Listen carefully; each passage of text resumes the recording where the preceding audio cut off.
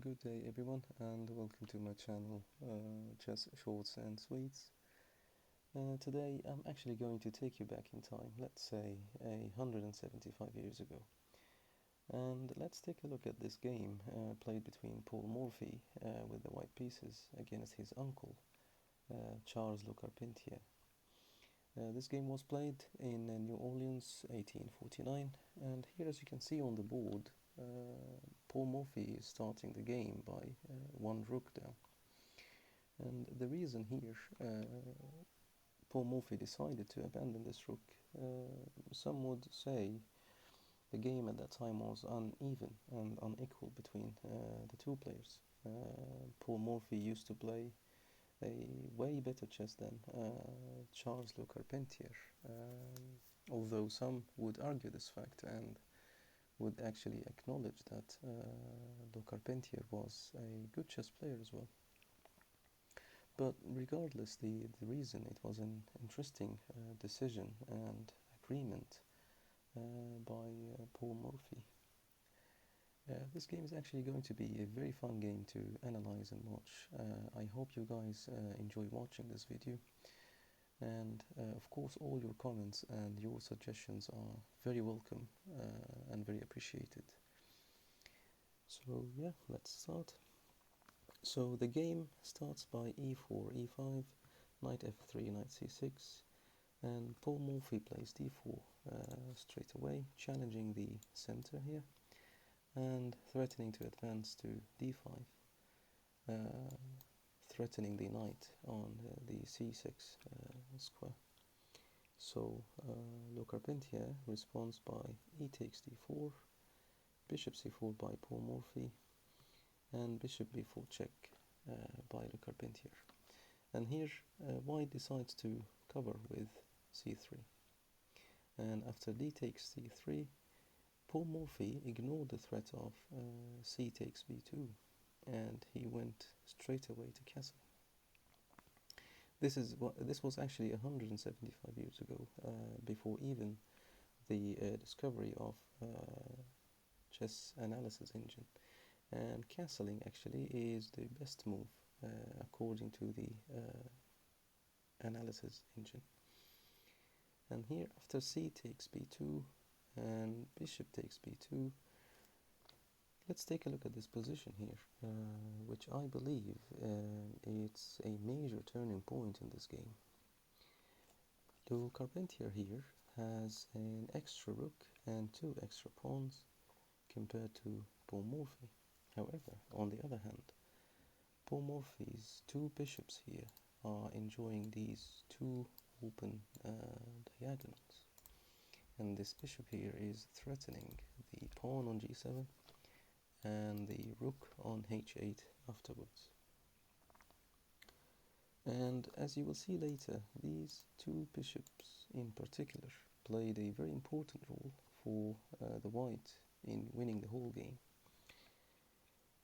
And here the game carries on by taking the dark square bishop back to f8.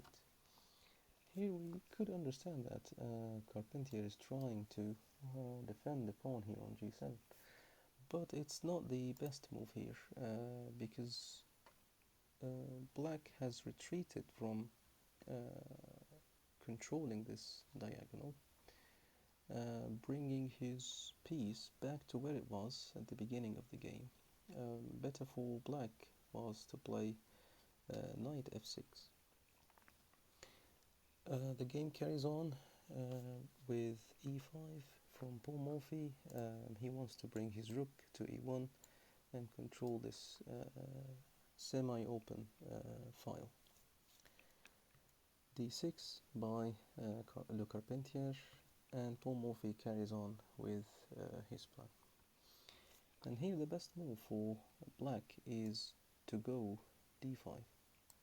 However, instead of playing d5, black played a move which I believe is a blunder move, and granted Paul Morphy a very beautiful and very powerful winning combination here.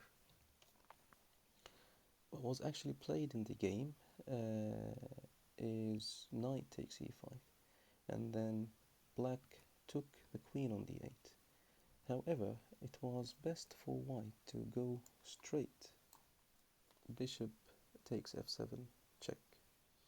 And after king takes, knight takes e5, check. Knight takes back, white will win a queen. But in the actual game, knight takes here was played, knight takes e5 was played, and black took the queen on d8.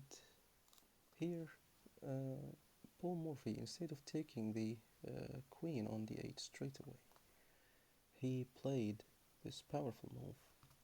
Bishop takes f7, check.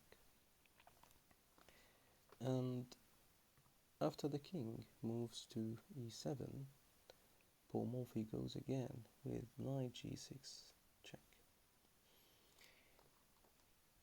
So knight g6 check is actually revealing a check from the rook and also delivering a check at the same time here from the knight.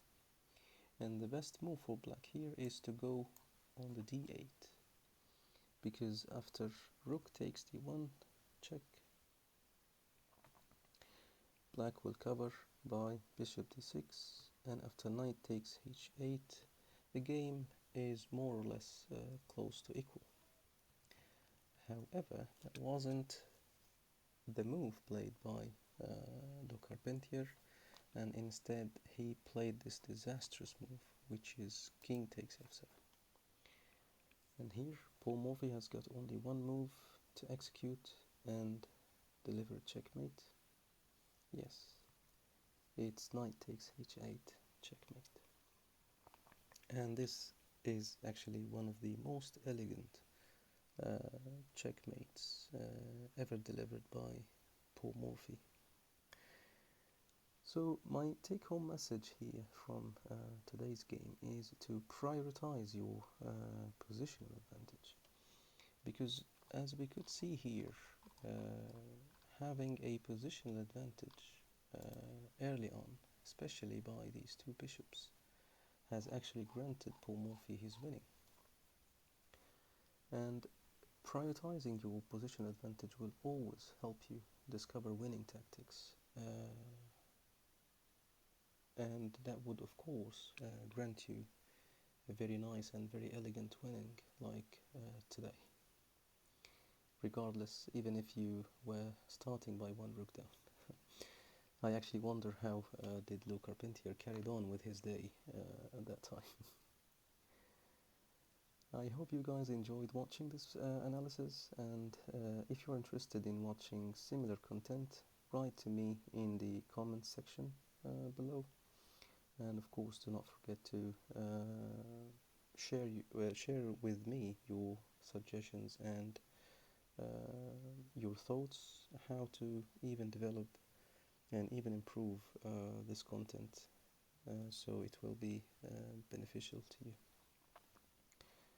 Until then, I wish you guys a good day, and I hope to see you soon.